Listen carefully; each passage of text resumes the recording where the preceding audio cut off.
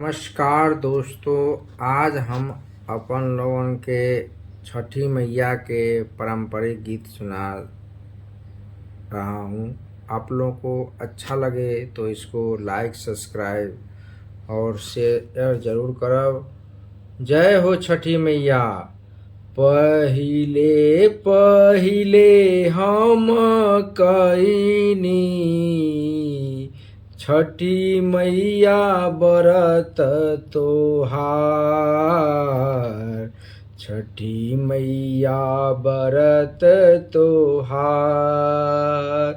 पहिले पहिले हम कईनी छठी मैया बरत तोहार, छठी मैया बरत तोहार। करही क्षमा छठी मैया, करही क्षमा छठी मैया। भूल चूक गलती हमार,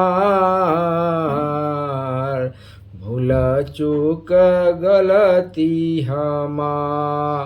गोदी के बालकवा के दिहा, गोदी के बालकवा के दिहा। छठी मैया ममता दुलार, गोदी के बालकवा के दिहा। छठी मैया ममता दुलार। पिया के स्नेहिया बनैहा, मैया दिह सुख सार। पिया के स्नेहिया बनैहा, मैया दिह सुख सार। नारियर केलावा धबुधा सजल नदिया किनार। नारियल केलावा धबुधा सजल नदिया किनार। सुनिया सुनीह अरज छठी मैया, सुनहि अरज छठी मैया। बढ़ कुल परिवार, बढ़े कुल परिवार हो छठी मैया।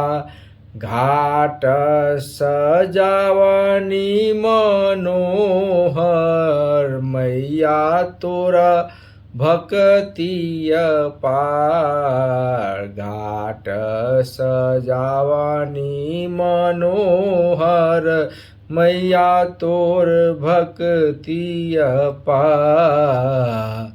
लिहिना अरगिया हे मैया, दिहिया आशीष हजार।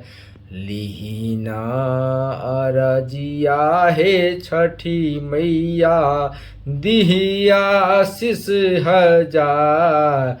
पहिले पहिले हम कईनी छठी मैया बरत तोहार। पहिले पहिले हम कईनी छठी मैया बरत तोहार। पहिले पहिले हम कईनी छठी मैया बरत तोहार। करिह क्षमा छठी मैया, भूल चूक गलती हमार। करिह क्षमा छठी मैया, भूल चूक गलती हमार। हर गोदी के बालकवा के दिह छठी मैया ममता दुलार। पिया के स्नेहिया बनैह मैया दिख दिह सुख सार।